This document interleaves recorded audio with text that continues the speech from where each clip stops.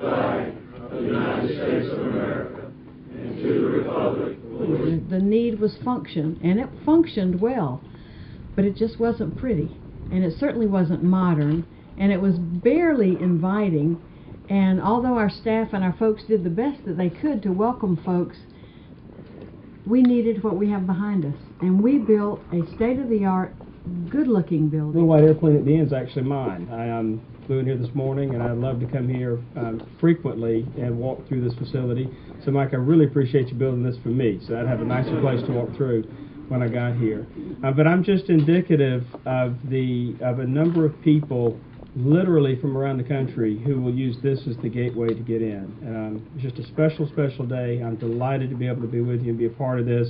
Happy to have been a small part of what made it happen, working with my friend Nelson Hardwick, who is one of the House members from down here and one of the hardest workers in the General Assembly. Nelson, it's great to be here with you, and thank you for your efforts. Tax dollars generated in Norton County, we get about 40 cents back on the dollar, which sounds kind of not fair. I mean, I grew up in an area where we had sharecroppers, and so what I'm trying to do when I'm up there is remind them all that the hard-earned dollars that we earn here in Norton County come off the backs of people that stand every day in retail, stand every day in restaurants, and collect the sales tax money and other fees, liquor, beer, wine, everything, to support the state of South Carolina. And so it's always great to have them recognize that and send some money back for our infrastructure, our roads, airports, and that sort of thing. It's an honor and a pleasure to be able to come out today and see this beautiful facility and know that the people that come to Myrtle Beach and visit the Grand Strand, when they walk through those doors, they're going to be welcomed with a smile, they're going to be treated the right way, and when they leave here, they're going to have an experience they're going to talk about,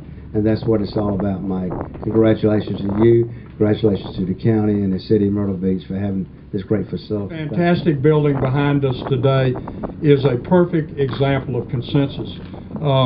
General Reed, who has been a mentor of mine for a long time in one of our great organizations we both belong to, one night said, "Howard, we need to replace base ops," which was a 1950s building that transient fighter pilots went through because the fighter squadrons had all the good buildings, and said, "We're willing to help you do that." You had to rate these facilities, these FBOs, as like hotels. You know, they have 4-star and 5-star hotels.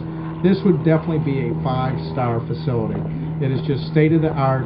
I mean, just the accommodations and the everything that has to do with flying is right here at our fingertips. We want to lure the top aviation companies to Myrtle Beach.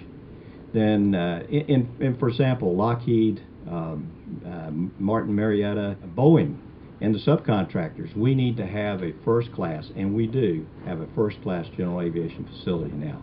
When they come in here, the CEOs of those companies, they're going to walk through the gateway to South Carolina and go over here and look at this huge air commerce park that we've got over here on the west side and make a decision that will impact all of our citizens in not only Horry County, but in the state of South Carolina.